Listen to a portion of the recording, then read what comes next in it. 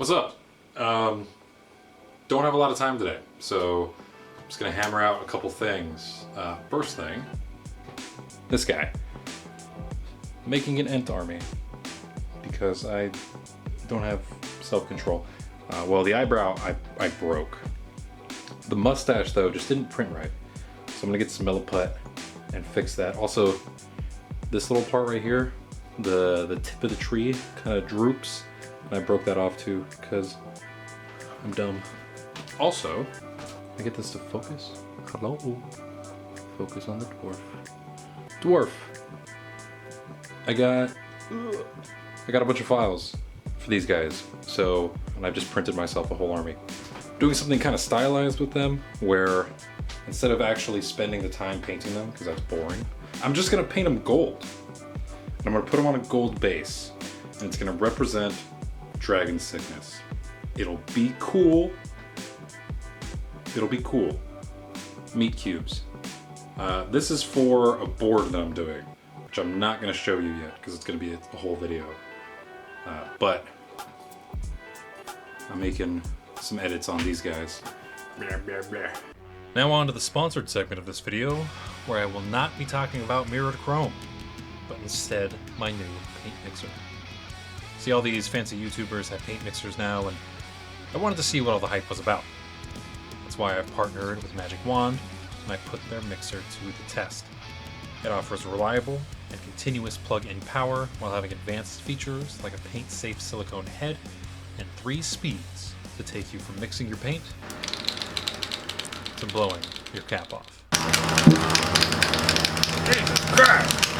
Use the promo code on screen now to pay full price. Your partner will thank you.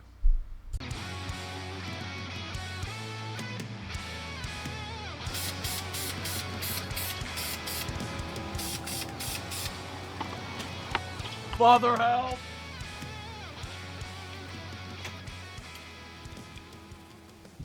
And that's it. Pretty stoked with how they came out for as low effort as I put into it. Just gonna do a couple highlights and clean up the bases. Bases, by the way, are entirely made out of glitter. And it's been about a month since I finished recording this, and I'm still finding fucking glitter. Ents are sick. I fucking love Ents. They're trees that whoop ass. When I go on little hikes, I like to stop at trees along the path every so often and put my hand on it. And just, be there, be present, thank it for existing. Could you imagine if I could just dab them up? Could you imagine if we could just bro it out real quick? I mean, I guess there would be a lot of ethical concerns if that were the case, being that humans are, ruining the planet, and most of our structures are made out of ant flesh. But weirdly, that transitions to the next project. Cubes of meat. In a previous video, I mentioned I was experimenting with polymer clay, trying to see what kind of gross, fleshy stuff I could make. One thing I've learned is that if you don't properly bake the polymer, it will crack. I know. You hear me say this and you think, well, yeah, no shit. Well, I used a heat gun for quite a bit of the stuff that I made. I can't fit it in the oven.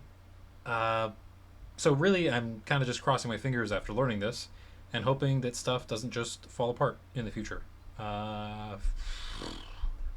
Let's hope. From what I can tell, it usually happens when you don't have foil, like aluminum foil as the base, or, like I said, you just don't bake it in the oven. You can see it here. This is a violin that I made, and the cracks are starting to form, which is really sad, because the discoloration here is amazing. I don't quite know what caused the discoloration. I assume the wood stain from the violin itself leached into the polymer clay, either while I was baking it or after, if there's still moisture trapped in there. But it looks awesome. This is definitely something I want to try to replicate in the future. But it's cracking, so, it is what it is.